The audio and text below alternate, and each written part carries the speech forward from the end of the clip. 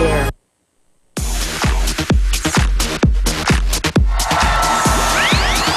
Mga Dapper Cats, bago natin gawin ang kauna-unahang semifinals ng Pinoy Henyo Intercollegiate Edition. Ito, kasama naman natin ngayon ang Amazing Cooking Kids.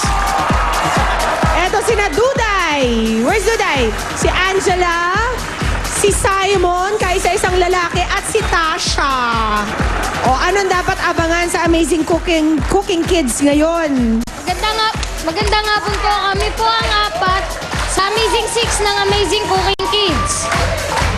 Niimbitahan po namin kayo makisalo tuwing Sabado bago mag-Itbulaga po. Mayroon kaming malinamnam hinahain sa inyong next week cakes na kami mismo nag-bake at nag-decorate. Tutukan niyo rin ang niluluto naming pakulo para painitin ang kompetisyon. Kita-kits po tayo ni na Ate Carmina sa Amazing Cooking Kids! Tututukan talaga namin yan. Kayo ba nagluto nitong mga to? Anong tawag niyan niluto mo?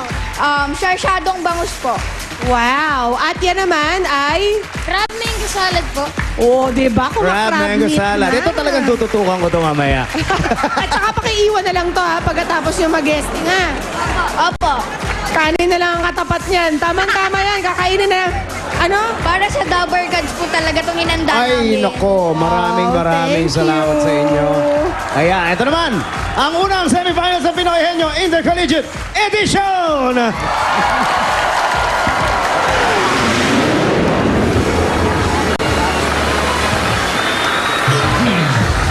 Okay, midterms na ng Intercollegiate Edition dito sa Pinoy Henyo. Ang mga pasok sa daily rounds muling maghaharap-harap.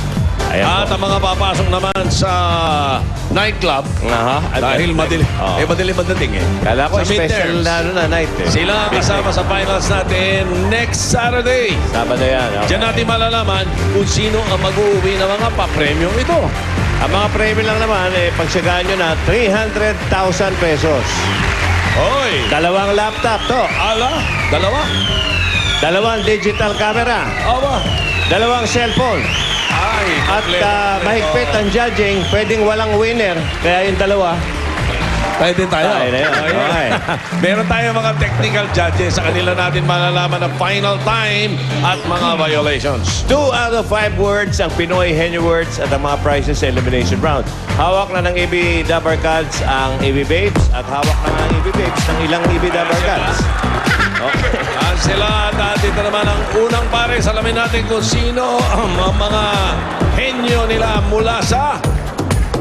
Miss Alice Basilio Yanquilino, Student Welfare Officer ng San Sebastian College, Recoletos, Manila. Ano po masasabi niyo?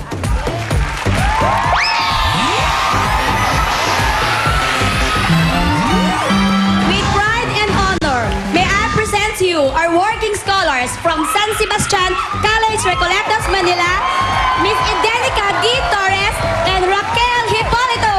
Bravo, Baste!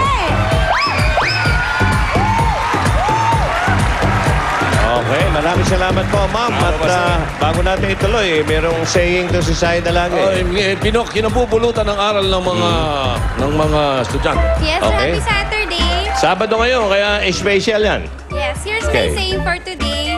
So listen very carefully. Okay po ha? Okay. Every accomplishment starts with a decision to try. So try and try until you die. Bakit tumingin ka sa amin? Bakit? Tama ba yun, pare? Parang hindi mo nagustuhan. Hindi, okay. Okay. Nalalaliman lang ako. Nalalaliman ako sa cleavage po. Pero ibang klaseng, alam mo ko sa'yo, pare, ibang dayo naririnig ko sa'yo eh. Yung tungkol sa Mahjong. Ito po yung sa mga binabati ko naman, ng mga nagmamadyo ngayon dahil Sabado. Sabi ko yung nanay ko, to die is to rest, but to play Mahjong is the best. Okay. Parang mas maganda pa yun kasi dun sa kay ano eh. Palit mo yun doon sa... Opo, yun yung tama. Maganda eh, no? Nika! Yun ang mga Nika and saying. Raquel. Nika ang pepe... Ay, sorry. To die is Nika ang to rest. pepesto. At sino naman kaya ang... si Anjo, nagpapauna na agad. Bakit? Anong kala mo sa... Ang galing mo!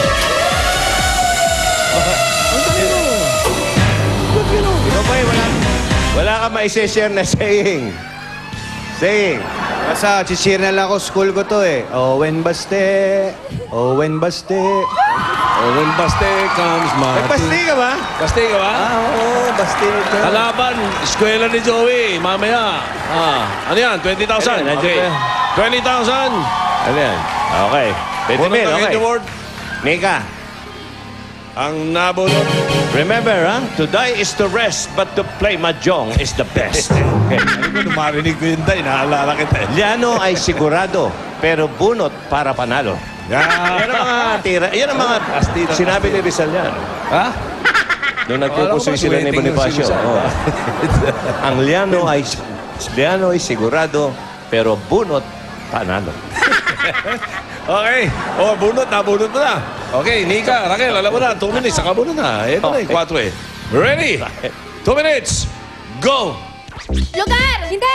Patao! Hindi! Bagay! Oo! Nasa bahay! Oo! Nasa bahay may display! Hindi! Nasa kwarto! Nasa kusina! Hindi! Nasa sala! Hindi! Nasa banyo! Oo! Sabon! Oo! Sabon! Shampoo! Conditioner! Sabon! Oo! Sabon! Paligo! Oo! Pero sabon siya! Oo! Soap! Oo! Uli. Judges! Ano ba sasabi? Group hug yan, group hug. Group hug, group hug, group hug.